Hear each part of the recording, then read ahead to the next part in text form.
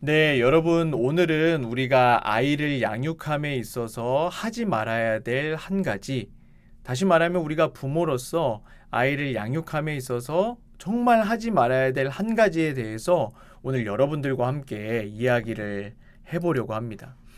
네, 여러분, 제가 사진을 하나 띄웠는데요. 이 사진을 보면 너무나도 사랑스럽고 너무나도 큐티한 이 아이가 카멜레온 그림이 그려져 있는 옷을 입고 있어요. 네, 너무나 귀엽죠? 여러분, 우리가 카멜레온이라고 했었을 때 많은 사람들이 이 카멜레온을 뭐라고 부르냐면 땅 위의 사자다 라고 이렇게 부르거든요. 네, 여러분, 우리가 너무나도 잘 알다시피 이 카멜레온은 주어진 환경에 따라서 자신의 피부색이 변하는 변온동물이에요. 변온동물. 실제로 카멜레온은 두 가지의 이유에서 자신의 그 피부색을 바꾸는데요.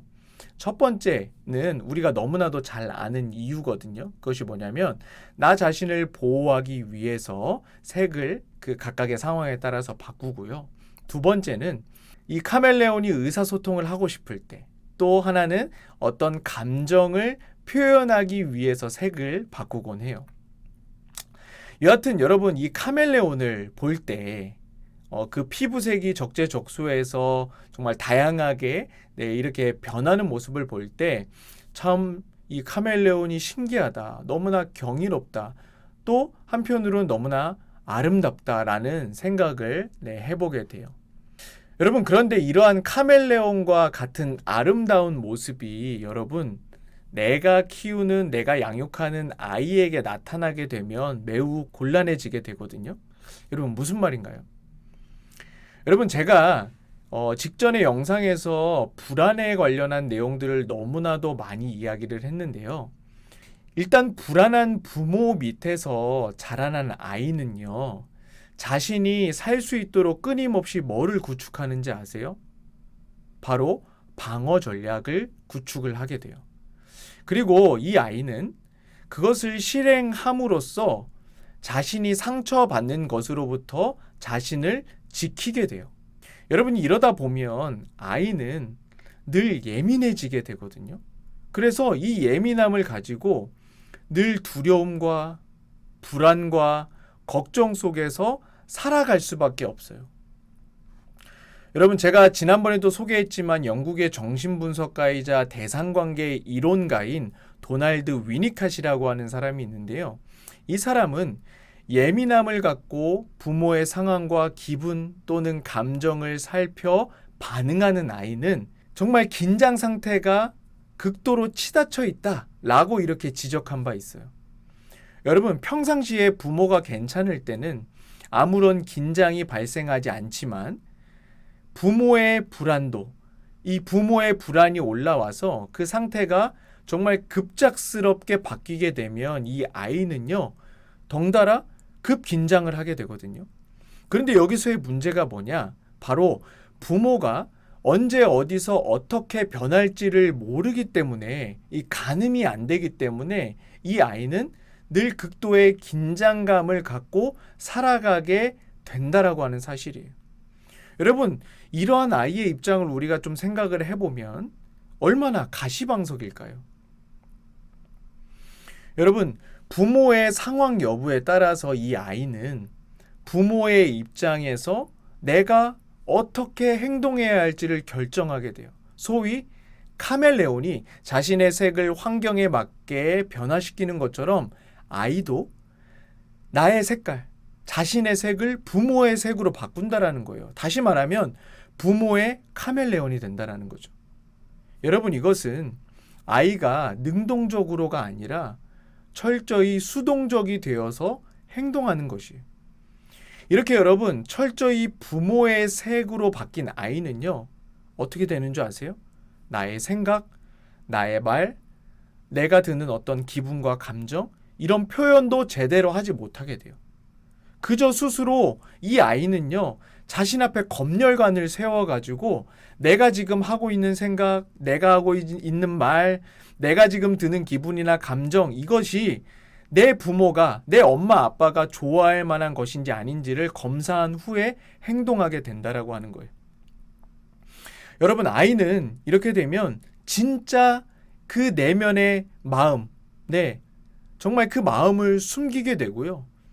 언제나 부모의 마음에 드는 행위만, 부모의 마음에 드는 말만 하게 된다라는 거예요. 결국 여러분 이러한 아이들의 결말이 뭔지 아세요? 바로 뭐냐면 병리적 의존으로 귀결되는 것이에요. 여러분, 부모라고 한다면 내가 양육하는 이 아이, 내 자녀를 심각한 의존에 빠지게 하면 안 돼요, 절대. 그리고 병리적 의존의 성격 소유자로 만들면 안 된다라고 하는 거예요. 여러분, 아이가 의존적이 되면요, 내가 내 삶인데 이 삶을 나를 위해서 사는 게 아니고 정말 철저히 다른 사람들을 위해서 살게 돼요. 그리고 내 감정, 기분 따위는 없어지고요. 남의 감정, 타인의 감정에만 맞추게 되고, 그리고 내 의사 결정이 중요하잖아요. 근데 내 의사 결정이 없어지고 내 선택은 없어지고 남의 선택, 남의 결정만 따르게 돼요.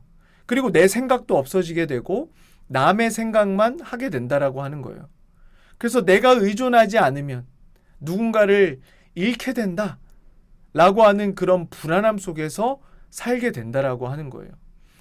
이런 아이, 여러분들 자존감 바닥이에요. 자신감 있을까요? 자신감 없어요.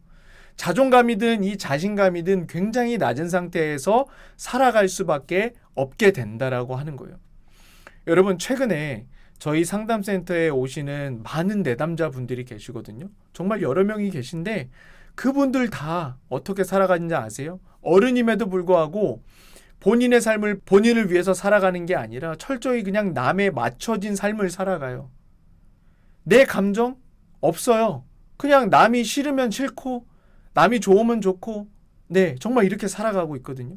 그것에 대해서 너무 불편하고 힘들어서 이렇게 상담센터에 와서 상담을 받는데요. 여러분, 정말 우리가 아이를 사랑하는, 정말 이 아이를 소중히 여기는 우리가 부모라고 한다면 내 아이를, 내 자녀를 나의 카멜레온으로 만들지 말아야 돼요. 부모의 카멜레온으로 만들지 말라라고 하는 거예요. 여러분, 우리가 이게 고착화되었으면 이것이 잘 보이지 않을 수도 있는데 우리가 이것을 기억해야 돼요. 내 아이가, 나의 이런 불안함 속에서 자라나는 내 아이가 이렇게 외치고 있다라고 하는 사실을 여러분들 기억하셨으면 좋겠어요. 뭐라고 하냐? 엄마, 아빠, 저는 엄마, 아빠의 카멜레온이 아니에요. 저를 좀 놔주세요. 저를 좀 존중해 주세요. 라고 하는 그 내면의 소리, 그 마음의 소리를 여러분들이 들으셔야 돼요. 여러분, 오늘 이 영상을 보시는 분들 중에서 더욱이 내가 정말 내 심리 정서 상태가 굉장히 불안한 상태에서 아이를 양육하는 분들이 계시다면 이 아이의 내면의 그 소리를 들으시고 이 아이를 존중해 주는 것, 이 아이를 있는 그대로 바라봐주고 수용해 주는 것, 정말 이 아이가 무슨 말을 할 때 그 말을 들어주고 그 아이가 감정을 표로하고 표현할 때 그 감정 표현을 같이 공감해주고 느껴주는 것. 네. 그리고 그 아이가 무엇을 한다고 할 때 그것을 그냥 존중해 주는 것, 인정해 주는 것, 이해해 주는 것. 여러분들, 이 부분이 우리의 생활화가 되었으면 좋겠고요. 이 아이들에게 정말 건강한 이러한 태도로서 이 아이를 대하시는 여러분들이 되셨으면 좋겠습니다. 내가 비록 지금까지 의존적인 내 아이를 의존적으로 키웠다면 늦지 않았어요. 지금부터라도 이 아이가 자립할 수 있도록 정말 스스로 무엇인가를 개척해내고 탐색할 수 있도록 여러분들이 잘 응원해 주시면 좋겠습니다. 여러분, 저와 함께 화이팅해서 이 여러분들이 키우는 양육하는 자녀들 정말 건강하게 자라나서 자신의 삶을 자신이 선택하고 그것에 책임질 수 있도록 노력하는, 그것에 일조하는 저와 여러분들이 되셨으면 좋겠습니다.